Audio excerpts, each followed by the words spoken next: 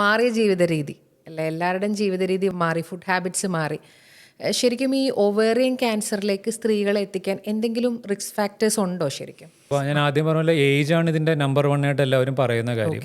ഇപ്പോൾ breast ക്യാൻസറിനൊക്കെയാണ് life സ്റ്റൈലൊക്കെ ഒരു വലിയ ഇതായിട്ട് പറയുന്നുണ്ട്. പക്ഷേ ഓവറിയിൽ പഠനങ്ങൾ അത്ര ക്ലിയർ അല്ല. പക്ഷേ മേ ബി സ്മോക്കിംഗ്, ആൽക്കഹോൾ ഇതെല്ലാം നമുക്കറിയാം ടോക്സിൻസ് ആണ്, കെമിക്കൽസ് ആണ്. അപ്പോൾ ശരീരത്തിൽ ഏത് ഭാഗത്തും ക്യാൻസർ കൂട്ടുന്ന പോലെ ഈ സ്മോക്കിംഗ്, ആൽക്കഹോളും ഓവറിയൻ ക്യാൻസറിന് റിസ്ക് കൂട്ടുന്നുണ്ട്.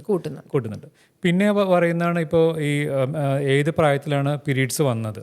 ഇപ്പോൾ യങ് ഏജിൽ വരുന്നു, ഒരു 12 വയസ്സിന് താഴെയാണ് കണക്ക് പറയുന്നത്. 12 താഴെയോ അല്ലെ 50 വയസ്സ് കഴിഞ്ഞിട്ട് പീരീഡ്സ് തുടർന്നുകൊണ്ടിരിക്കുന്നു.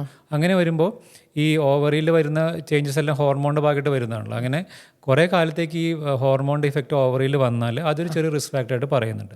പിന്നെ ഒരിക്കലും ഗർഭം ധരിക്കാത്തവർ, അപ്പോൾ പ്രത്യേകിച്ച് നമ്മൾ ഈ നൺ സിസ്റ്റേഴ്സൊക്കെ, അവർക്ക് ഇതിൻ്റെ റിസ്ക് കൂടുതലാണെന്ന് പറയും. ഇപ്പോൾ ബ്രസ്റ്റും ഓവറിയൻ ക്യാൻസേഴ്സും ഈ നൺ സിസ്റ്റേഴ്സിന് കൂടുതലാണ്. ഹോർമോണൽ ചേഞ്ചസ് കണ്ടിന്യൂസ് ആയിട്ട് അവരുടെ ഈ ഓവറി അതിനോട് ഈ ഇത് വന്നുകൊണ്ടിരിക്കുകയാണ്, ആ ഹോർമോൺ ഡിഫക്റ്റ് വന്നുകൊണ്ടിരിക്കുകയാണ്. മറ്റേത് നമ്മൾ ഗർഭം ധരിക്കുമ്പോൾ മേ ബി 1-1.5 വർഷത്തോളം ആ ചേഞ്ചസ് ഉണ്ടാവില്ല.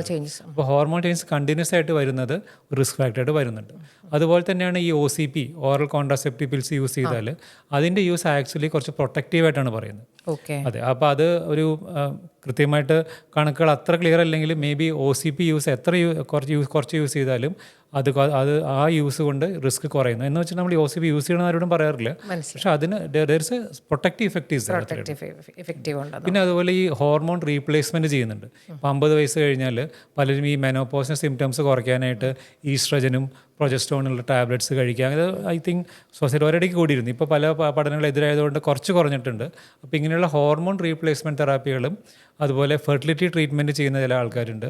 ഇവർക്കെല്ലാം കുറച്ച് റിസ്ക് കൂടുതലായിട്ട് പറയുന്നുണ്ട്. അപ്പോൾ ഇവരെ എല്ലാവരും വളരെ കൃത്യമായിട്ട് ഈ ഓവറിയിലെ കാര്യങ്ങൾ നോക്കിക്കൊണ്ടിരിക്കണം, എടുക്കുകയാണെങ്കിൽ തന്നെ.